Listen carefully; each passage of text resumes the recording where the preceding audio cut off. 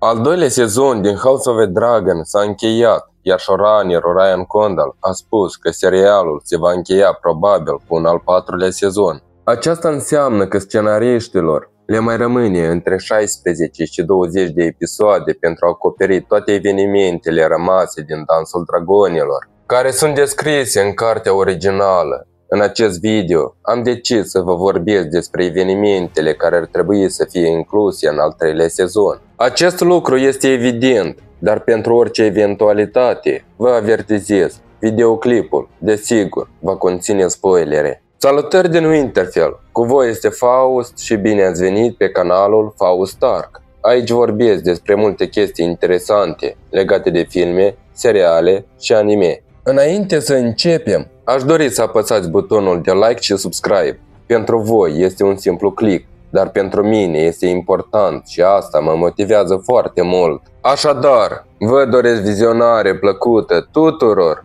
iar acum să începem. Bătălia de la Galet și moartea celui de-al doilea fiu al Rhaenyrei. Poate singurul eveniment care va fi inclus cu siguranță în al treilea sezon.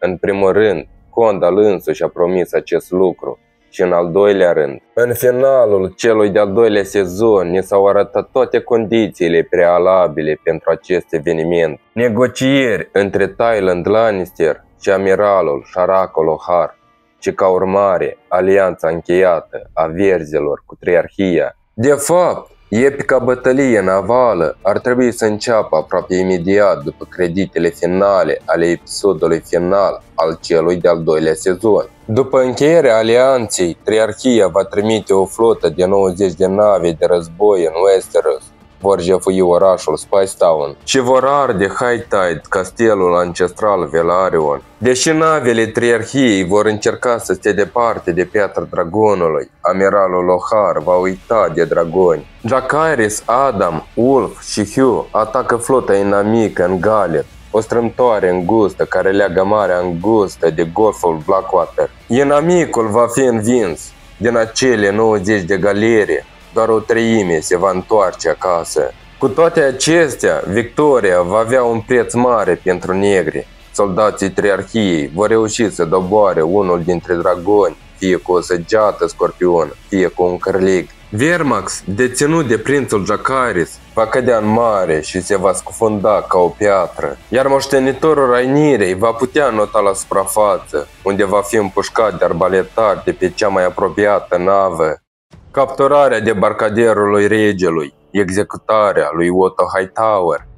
Armata lui Criston Cole, care a revenit în capitală după capturarea Rook's Rest, va porni din nou în campanie. Noua țintă a verzilor va fi Harrenhal. Aemond, călare pe Fhagar, va merge cu armata, lăsând debarcaderul regelui neprotejat. Desigur, negrii vor profita de această oportunitate. Dragonii Rhaenyrei vor captura cerul deasupra orașului. Soldații șarpelui de mare vor debarca în port, iar mantiile de aur, care rămân loiale lui Daemon, vor trece de partea atacatorilor și vor deschide porțile. Alicent, care a condus apărarea capitalei, nu va avea de ales decât să predea orașul. Rhaenyra va cruța viața prietenei ei din copilărie, dar nu va arăta nicio milă față de ceilalți lideri verzi. Otto Hightower va fi trimis la eșafod, iar Tywin Lannister va fi torturat pentru a afla unde a ascuns vistieria. În plus, Gwen Hightower va muri într-una dintre bătăliile din oraș. Rhaenyra va sta pe tronul de fier, iar toți cei rămași în castel se vor grăbi să îndoaie genunchiul. Cu toate acestea, victoria negrilor va fi incompletă. Regele Aegon al II-lea, cu ajutorul lui Larry Strong, va reuși să scape. De fapt, le-am văzut deja evadarea în cadrele finale ale celui de-al doilea sezon. Hrănirea peștilor, înfrângerea armatei verzi.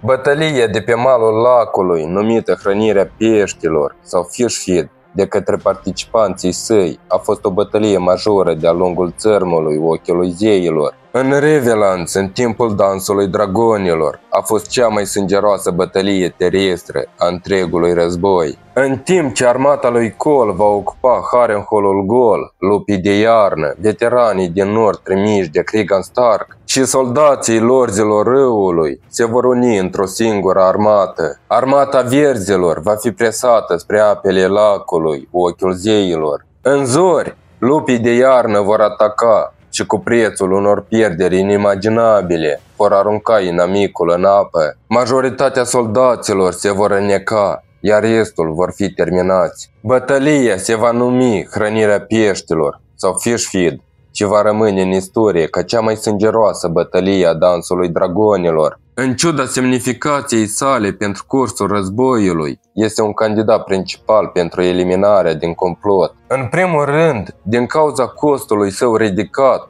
cea mai sângeroasă bătălie va necesita o mulțime de figuranți. Și în al doilea rând, din cauza faptului că personajele centrale ale complotului nu sunt implicate în acesta, deci Hrănirea Peștilor poate avea loc în culise.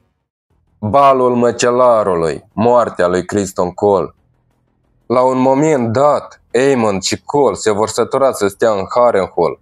Pur și simplu vor rămâne fără mâncare. Aemond, călare pe Vhagar, va zbura pentru a devasta castelele din jur, iar Cole, cu armata lui rămasă, al căror număr este grav decimat de boli, foamete și dezertare, se va îndrepta spre sud, spre o altă armată a verzilor, condusă de al treilea fiu al lui Alicent, Daeron. Totuși, în calea lui va sta armata unită a lorzilor râului și a lupilor de iarnă, aceiași soldați care au organizat Hrănirea Peștilor. Negrii vor depăși numeric armata epuizată a verzilor și vor ocupa, de asemenea, o poziție mai avantajoasă. Cole, realizând că nu poate câștiga, va încerca să se predea sau să provoace la duel unul dintre liderii inamici. Cu toate acestea, comandanții negrilor nu vor fi de acord cu aceste condiții. Lordul comandant al gărzii regale va fi pur și simplu împușcat cu săgeți, indiferent de steagul alb al armistițiului. După moartea lui Cole, trupele verzilor vor încerca să scape, iar negrii vor termina cu adversarii care fug. Acest masacru va rămâne în istorie sub numele de Balul Măcelarului.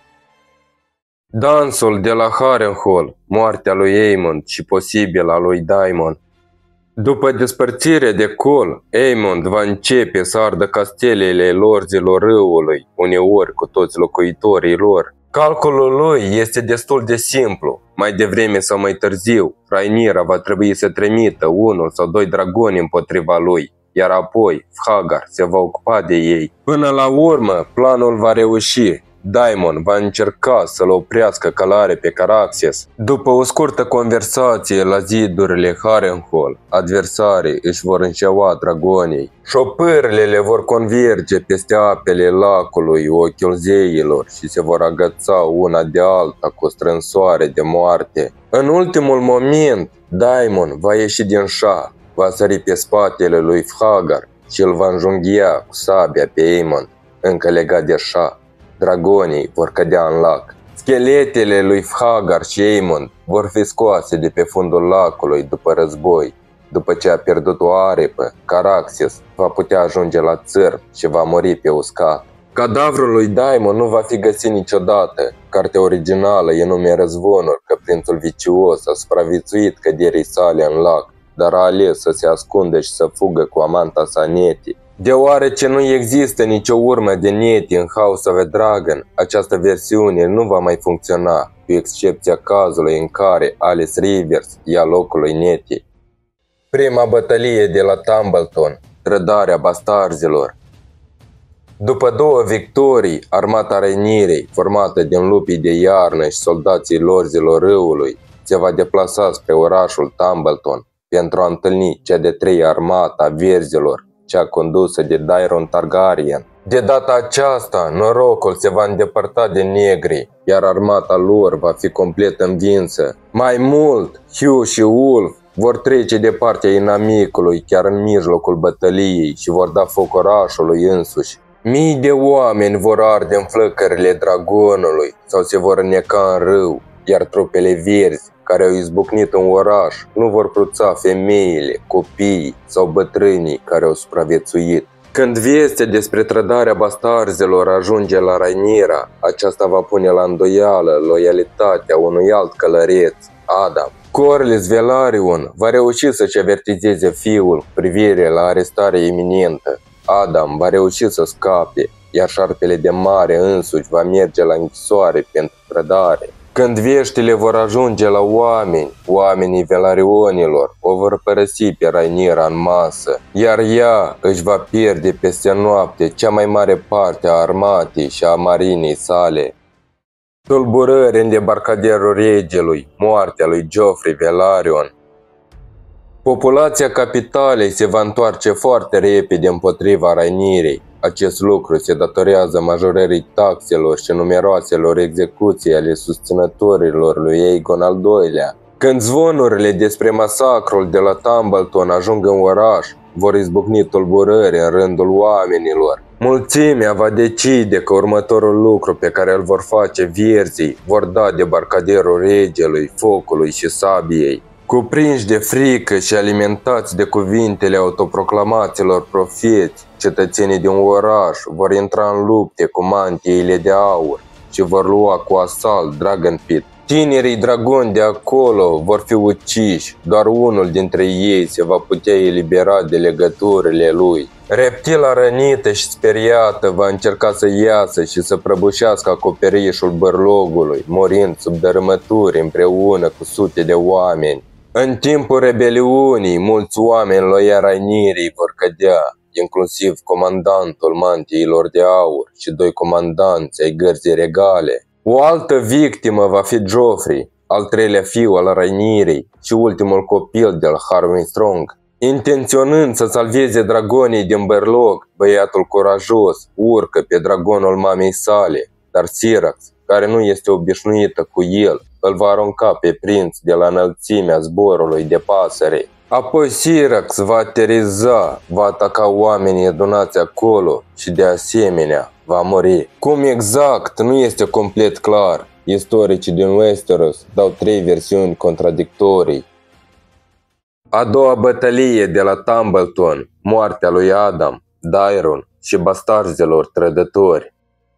După victoria de la Tumbleton vor începe probleme în tabăra verzilor. Hugh și Wolf vor începe să ceară titluri, terenuri și privilegii pentru serviciile lor. În cele din urmă, bastarzii insolenții vor înfuria atât de mult pe comandanții rămași, încât nobilul și evlaviosul prinț Daeron va aproba uciderea lor. Cu toate acestea, în noaptea crimei, tabăra va fi atacată de trupele lorzilor supraviețuitori conduși de Adam, care îi evada de la debarcaderul regelui. Bastardul șarpelui de mare încearcă din răsputeri să-și demonstreze loialitatea față de Rhaenyra. În haosul care urmează, Daeron va muri. Cineva îi va sparge capul fiului celui mai mic al lui Alicent. Unul dintre conspiratori, profitând de tulburare, îl va ucide pe Hugh. Wolf, complet beat, va dormi toată bătălia. Agitați de sunetele bătăliei, dragonii fără călăreți, Tesarion și Vermitor vor zbura în aer și îl vor ataca pe Seasmoke. Lupta lor va fi într-adevăr un dans, dar rezultatul va fi trist. Toți cei 3 dragoni vor cădea la pământ și vor muri. După moartea lui Adam, trupele lorzilor râului se vor retrage, iar câmpul de luptă va rămâne verzilor. Wolf, care a doua zi dimineață se va trezi ca singurul călăreț de dragon supraviețuitor din Tumbleton, va deveni și mai insolent, iar în curând unul dintre comandanți îl va otrăvi pe bastardul insuportabil cu prețul vieții. După aceasta, armata rămasă fără comandanți va înceta să mai existe. Evadarea Rhaenyrei. La scurt timp după rebeliune, Rhaenyra, împreună cu fiul său cel mic, deja de la Daemon, gardienii supraviețuitori și o mică suită, va părăsi debarcaderul regelui și va încerca să se refugieze pe Piatra Dragonului. Dar o surpriză o va aștepta în castelul ei natal. Se dovedește că Aegon al II-lea, care fugise anterior din capitală, s-a ascuns chiar acolo. A reușit să captureze castelul și să scape de oamenii loiali Rhaenyrei. Regina Neagră va fi prinsă în capcană. Capcana pare o opțiune grozavă pentru finalul sezonului, dar ea, împreună cu tulburările din debarcadierul regelui și ambele bătălii pentru Tumbleton, vor fi probabil incluse în al 4-lea sezon, altfel vor rămâne prea puține evenimente pentru acesta. Și cea mai probabilă opțiune pentru finalul celui de-al 3-lea sezon este o luptă între Aemon și Daemon și o scufundare frumoasă a doi dragoni care se luptă în apele ochiului zeilor. Aștept părerile voastre în comentarii. Dacă v-a plăcut acest video, nu uitați să dați un like la lucrare și abonați-vă la canal dacă nu ați făcut asta încă. Pentru voi nu este greu, dar pentru mine este important și asta mă motivează foarte mult. Cu voi a fost Faust, vă mulțumesc pentru atenție, succese și la revedere!